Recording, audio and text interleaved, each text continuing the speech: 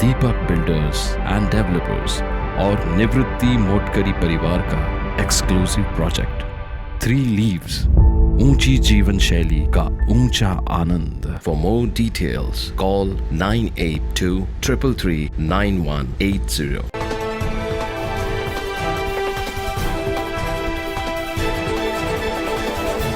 धावत्या रेल्वेतच एका महिलेची प्रसूती झाल्याची घटना समोर आली आहे। प्रवासात गर्भवती महिला, अनेक गरजू रुग्णांसाठी रेल्वे प्रशासन नेहमीच सक्रिय भूमिका बजावते। सध्या रेल्वेच्या लोकमान्य टिळक टर्मिनस ते प्रयागराज दुरांतो एक्सप्रेस मधून प्रवास करताना मनमाड स्थानकातून गाडी गेल्यानंतर अचानक एका गर्भवती महिलेला प्रसूती कळा सुरू झाल्या। दरम्यान गाडीतील महिला सहप्रवासी आणि तिकीट तपासणी कर्मचाऱ्यांच्या मदतीने धावत्या गाडीतच महिलेची सुखरूप प्रसूती करण्यात आली। यात महिला आणि बाळ दोघंही सुखरूप आहेत। लोकमान्य टिळक टर्मिनस ते प्रयागराज दुरांतो एक्सप्रेस मधील बोगी क्रमांक 12 या बोगीत असलेली गर्भवती महिला बेबी हाफिज शेख ही प्रयागराजकडे प्रवास करत होती।